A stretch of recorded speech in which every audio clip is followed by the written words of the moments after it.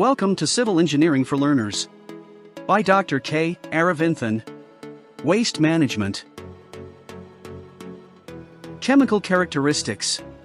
Knowledge of the classification of chemical compounds and their characteristics is essential for the proper understanding of the behavior of waste as it moves through the waste management system.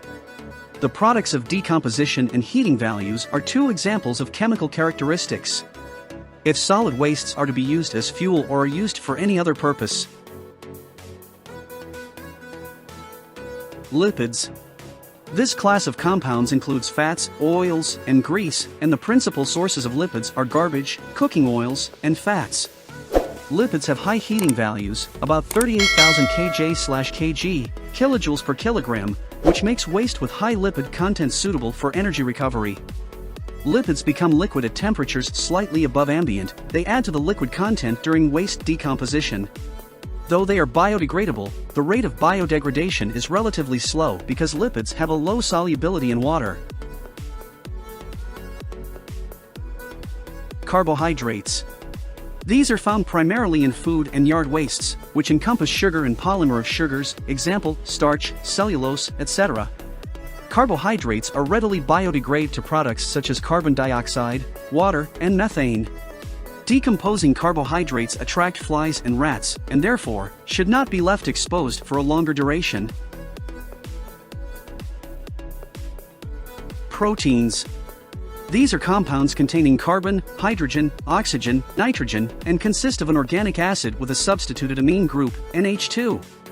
They are mainly found in food and garden wastes.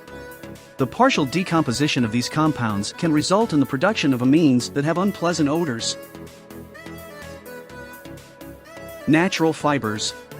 These are found in paper products, food, and yard wastes and include the natural compounds, cellulose and lignin, that are resistant to biodegradation.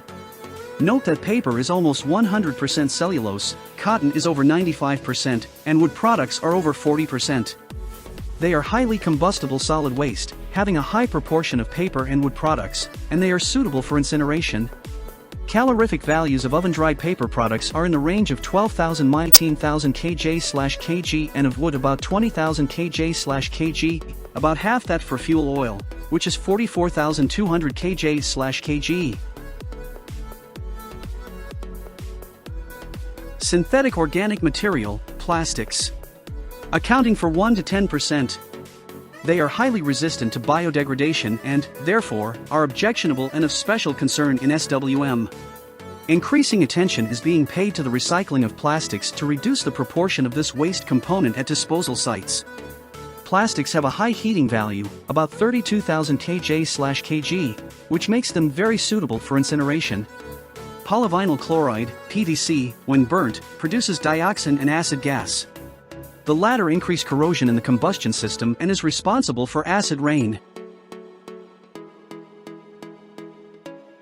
Non-combustibles. This class includes glass, ceramics, metals, dust, and ashes, and accounts for 12 to 25% of dry solids.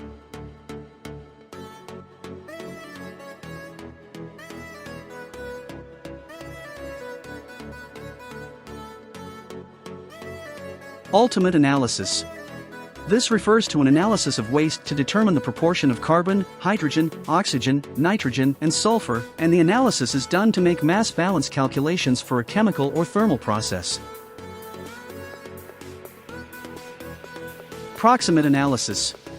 This is important in evaluating the combustion properties of wastes or waste or refuse-derived fuel. The fractions of interest are moisture content, which adds weight to the waste without increasing its heating value, and the evaporation of water reduces the heat released from the fuel. Ash, which adds weight without generating any heat during combustion. Volatile matter, that portion of the waste that is converted to gases before and during combustion. Fixed carbon, which represents the carbon remaining on the surface grates as charcoal. A waste or fuel with a high proportion of fixed carbon requires a longer retention time on the furnace grates to achieve complete combustion than a waste or fuel with a low proportion of fixed carbon. Thank you. Happy learning. See you again.